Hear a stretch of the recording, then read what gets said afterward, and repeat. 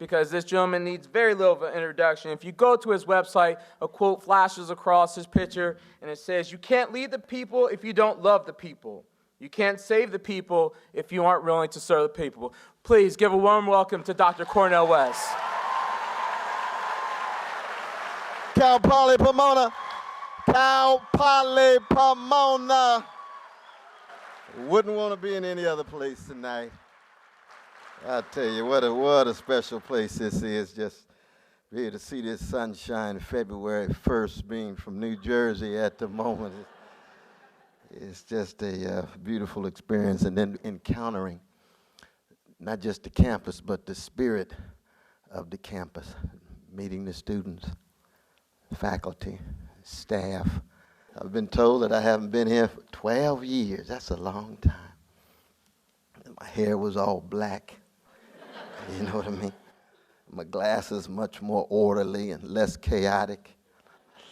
But my smile is still the same. Smile is still the same. As you know, I hail from California. I grew up in Sacramento, California. So each time I come back to the West Coast after being away for 42 years in terms of living, it's always a blessing for me, tremendously elevating and uplifting to be where it shakes and quakes, but the sun is out. Indeed. And I've come here this evening to try to say something that unsettles you, something that unnerves you. I hope even for a moment unhouses you. It's impossible to talk about social justice or civil rights or cultural diversity without wrestling with fundamental problems, the most elemental queries. And actually, the Greek says, "Then examine life is not a life for the human." And our English word human derives from the Latin humando, the great Vico, the pivotal European philosophers in the new science. Always begins with humanities and humility and humanity, all deriving from humando, which means burying.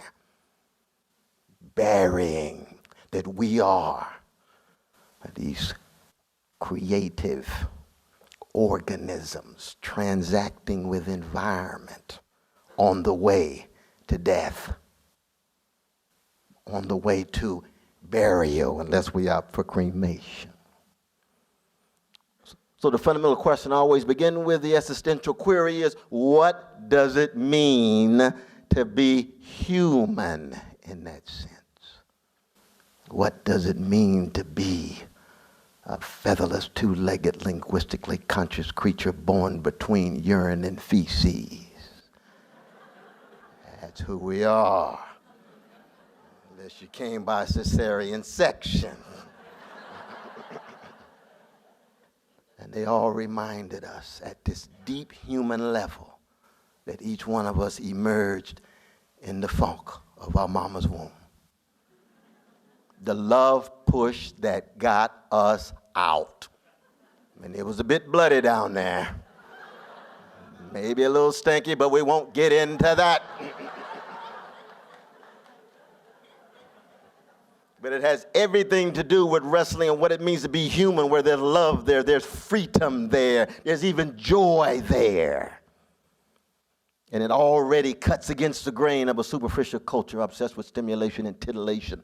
The culture of superficial spectacle, where people so obsessed with title and wealth and position, they are almost threatened by the deep existential questions of what kind of person are you really? What does it mean to move from your mama's womb to tomb, because your body will soon be the culinary delight of terrestrial worms? What kind of integrity? What kind of dignity? I'm talking about the things that should never be up for sale in a culture so obsessed with buying and selling. And of course, we all know these days almost everybody's up for sale. I'm not just talking about certain presidential candidates.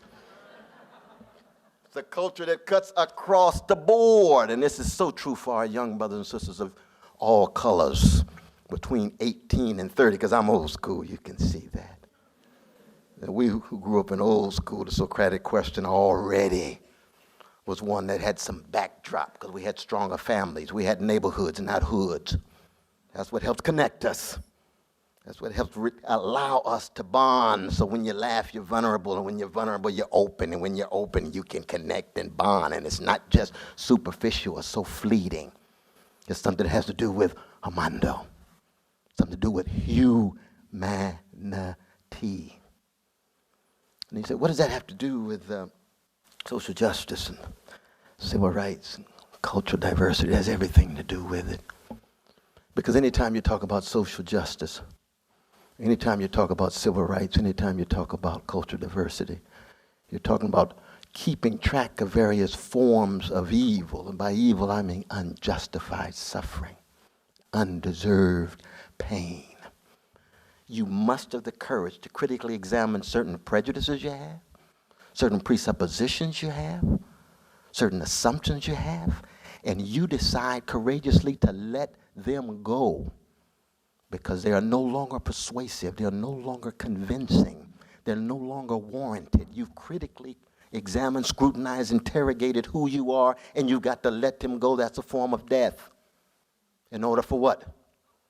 To be reborn, to learn how to live. That's in part what it means to be human. And at the same time, we say, oh, we still want to do what? Tell the truth. William Butler Yeats, probably the finest, not just Irish poets, but finest poet in the English language of the 20th century. Yes, better than Eliot, yes. Better than Gwendolyn Brooks, yes. Even better than Wallace Stevens. Oh, William Butler Yeats, it takes more courage to examine the corners, the dark corners of your own soul than it does for a soldier to fight on the battlefield. Courage to think critically. And I'm not just talking about the kinds of innovations and breakthroughs and forms of newness and novelty that you get in science and technology. Those are magnificent.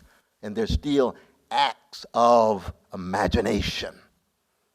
They're still acts of intellectual courage. But the courage I'm talking about is multidimensional. It's what Shelley has in mind when he said, in that last line of his great pamphlet of 1821, Defense of Poetry, poets are the unacknowledged legislators of the world. And it didn't mean versifiers. By poets, he mean what? All finite, fallen, fallible human beings who have the courage to examine themselves and the world and to project a better world, an alternative world, to examine the world in which they live and to put body and soul and heart on the line in order to transform this present world into something better before the worms get us. Truth crushed to earth will rise again. Civil war. End up fighting a civil war over an institution not invoked in your Constitution. What is that called? Reaping what you sow. Chickens come home to roost. Sooner or later, you're going to have to come to terms with what you're hiding and concealing. So the U.S. Constitution, deodorized. We want to keep it funky. We want to keep track what is beneath, what's under. Snap off. We want to grab the cover. Take it off. Let's have the courage to be able to look into that suffering. Same would be true with male supremacy. Same would be true with imperial power and imperial arrogance. 13 colonies become 50 states. How was that? Well, it's just an interesting dance of manifest destiny. Oh, really? Could you specify that dance for me, please? I see. Same is true with homophobia, with our precious gay brothers and lesbian sisters, or physically challenged. And this is not PC chit-chat. You see, during the era of deep conservatism, neoliberalism, it was easy to generate discourses that trivialize the suffering of people. So you can just keep moving. Oh, yeah, you're just talking about that suffering. That's over now. No. Have you seen the new Jim Crow, the prison industrial complex? 2.5 million. We've invested $300 billion since 1980. $300 billion, that's a Marshall Plan. But it's not a Marshall Plan for education. It's not a Marshall Plan for housing. It's not a Marshall Plan for jobs with a living wage. It's not a Marshall Plan for health care. It's a Marshall Plan for jails, prisons, criminal justice system. You say, oh, what's going on? You can end up highly successful with material prosperity, being very smart, yet well-adjusted to injustice, and well-adapted to indifference to the suffering of other people. I'm not impressed just by smartness. I want more than that. I want folk to be wise and have critical intelligence and know how to exercise it, what Aristotle called phronesis, practical wisdom, but also compassion and sensitivity to the suffering of otherness and a willingness to sacrifice for something bigger than them that doesn't take the form solely of money and Benjamins. You're not going to come out of Cal Poly fast out of the blocks, full of Socratic energy, commitment to justice, and we run into you 5 years later and say, yeah, I got over that now.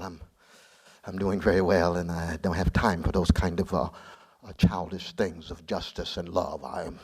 I've grown up. Oh, what have you grown up into? Does that mean that your conscience has become coarsened and your heart has become hardened and your soul's become chilly and your cash is flowing? How long do you think democratic experiments can survive with that kind of disposition toward the world? That's why I like the Sankofa bird. Before we move forward, you got to look back and accent the best of what has come before, and at the same time use it as a springboard to be, yes, new, novel, innovative, creative, to use your imagination and empathy to try to make the world a better place before the worms get you. Thank you all so very much. Stay strong in what you're doing. Oh, we're going to sit. We're going to sit down. Oh, okay.